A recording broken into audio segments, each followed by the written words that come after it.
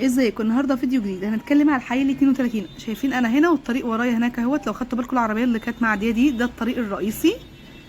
انا هنا في ال 32، بس انا وقفت هنا في المجاوره دي، فكانت المجاوره دي مجاوره 3 اللي هي القطعه 209. هنتكلم عن المجاورات والمساحات، وهنتكلم يا ترى ال 32 فيها عماير ولا لا، ودخل التوكيل ل10 ولا لا، والاسعار هتبقى من حدود كام لكام، والمربع الكامل بتاع ال 32 دوت هيبقى جنبه كام، الحي اللي جنبه هنا والحي اللي جنبه هنا، وايه الحي اللي في وش ال 32. متاخدوش بالكم، هنا كنت بصور فهي فلتت مني هنا في الفيديو. طيب تعالوا بقى هنكمل الفيديو بتاعنا.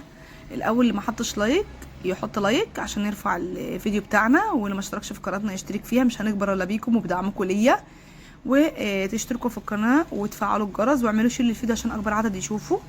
ده قطعه، دي القطع ديت، وانا بصور كده لقيت الحاجات بتاعتهم لسه موجوده. القطع 549 و550، دي مجاوره 3 الحي 32. دي رقم القطع اهي، دي القطعتين الاتنين دول جنب بعض، فهم اصحابهم اصلا لسه ما راحوش عندهم. مش عارفه هم عارفين انهم عندهم قطع في العاشر، ولا هم مسافرين اصلا بره، ولا ايه نظامهم. زي ما قلت لكم ان العاشر كبيره، واكتر الناس بيبقى في ناس مسافره بره وما تعرفش القطع بتاعتها، بتيجي بعد مده تدور على القطع بتاعتها. طيب احنا دلوقتي هنتكلم عن الحي ال 32، وعايزه اقول كام كلمه مهمين بسبب اللي انا شفته اليومين دول، والاتصالات اللي عادت بتجيلي بسبب قطع الاراضي الاسكان الاجتماعي دي، القطع ال 209 و 276 في مشاكل كتير قوي اليومين دول. فهقول لكم، لا انا برضو دي فلتت مني معلش.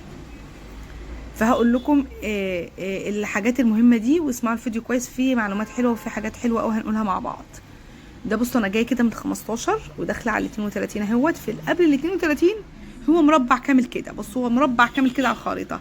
الاول دي 33، وبعد 33 ال 32، وبعدين 31. في وشهم ال 26 وال 27، الثلاث مجاورات دول اللي في وشهم ال 27 وال 26، هم 27 و 26 اللي احنا قلنا عليهم قبل كده، اللي هم اللي قطع الاراضي المميزه. هندخل كده اهوت زي ما انتم شايفين كده، انا داخله ده كله 33، وهدخل كده على 32.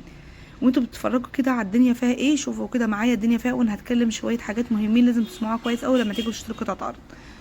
ده الطريق الرئيسي اللي فاصل ما بين الاثنين، ده 33 اسكان 33 اهوت، خدماته اشتغلت ومكان مدرسه فيه ووحده صحيه. واللي على ايد الشمال دوت ال 26. الاول لو حد حابب يشتري قطعه ارض تواصلوا معايا، الرقم بتاعي موجود فوق في لمحه، وموجود في الاول الفيديو رقمي للتواصل. قطعه ارض، عايزين تشتروا بيت، عايزين تبيعوا بيت، عايزين تبيعوا ارض، تواصلوا معايا، موجود كل حاجه، ماليش في الايجار معلش اعذروني. طيب انا كده داخله بقى على ال 32 من اول اهوت. انا دخلت من الفاصل ما بين ال 32 وال 33 اللي هو الاسكان الاجتماعي بتاع 33، وال القطع بتاعه الاهالي بتاعه ال 32. طيب نظام القطع، عايزه اقول ان ال 32 الاول قبل ما انسى، ال 32 دلوقتي كله عاد توكيل ل10 من رمضان. اراضي ال 32 كلها عاد توكيل ل10 من رمضان. ده الشمال ال 32 واليمين اسكان 33 ماشي. يبقى وده كله نماذج 209. دي مجاوره 3 اللي انا بلف فيها دي، عشان المجاورات في ال 32 4 مجاورات، مجاوره 1 و2 276، ومجاوره 3 و4 209. واكتر اللي بيبقى على الطريق المجاورات بتاعت القطع ال 209. فالمجاورات 3 و4 اكتر القطع اللي بتبقى على الطريق بتبقى القطع ال 209.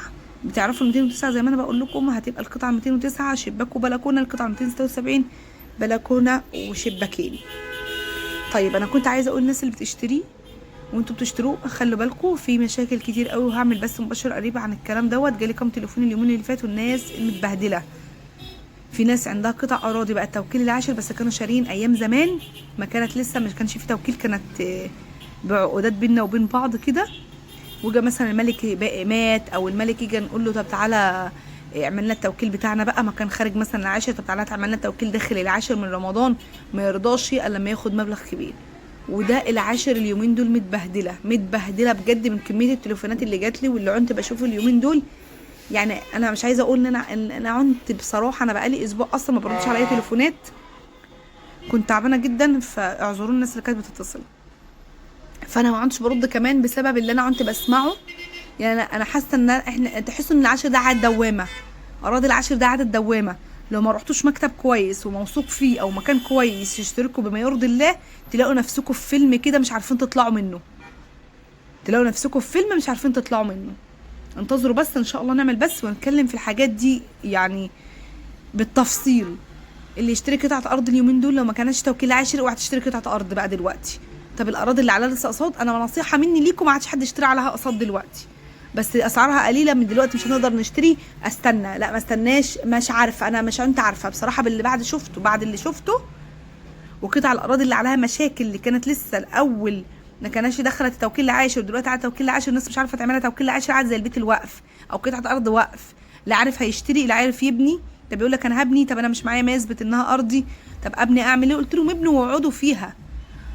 الورثه بالخمسه وفي ورثه بالتسعه وفي ورثه مش عارفين يجيبوهم وفي ناس ماتت وفي ناس موجوده ومش راضيين يجوا يتنازلوا عن قطعه الارض او يعملوا للناس توكيلات العاشر. طب انتوا كنتوا بتبيعوا اراضيكم كنتوا عارفين الاسعار اصلا ايه؟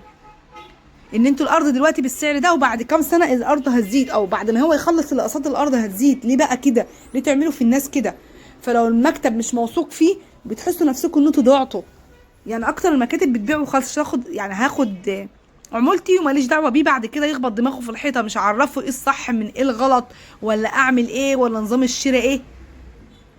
طيب هنقول ال 32 عاد كلها توكيل العاشر. 32 دخلت توكيل العاشر، الناس هتشتري هناك يعني الدنيا حلوه قوي مفيش اي مشاكل. بس لو حاجه، لو الارض هتجيلكم توكيلات ماشي مفيش مشكله، بس برضو لو عرفتوا تجيبوا الملك الاصل ان انتوا تبقوا من الملك الاصل ليكوا على طول مفيش مشكله.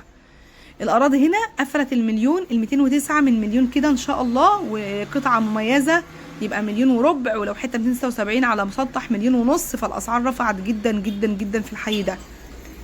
انا كنت بحسبه ساكن اكتر من كده، لا هو مش ساكن اللي هي الدرجه، هنقول ساكن مثلا 30%، ساكن 30%، ولسه نسبه المباني كتير فيه، فالناس بتبني لسه بصراحه الشغل فيه كتير قوي. وهو كمان يعتبر في وسط المدينه، يعني عشان اطلع له من هنا واروح الاردنيه او عايزه اروح الموقف الجديد، الاردنيه مش هيبقى لها لازمه قوي، بقى هنروح الموقف الجديد هيبقى مثلا بالعربيه حوالي 7-8 دقايق عما اروح عند المستشفى الجامعي او اروح عند الموقف الجديد ده. كده ال 32. اتمنى ان انتوا تشوفوا كده وتشوفوا الدنيا فيها ايه. لو حابين تسالوا على اي حاجه تواصلوا معايا على الواتس او كلموني فون. انتظروا الفيديوهات الجديده هيبقى فيها كلام مهم.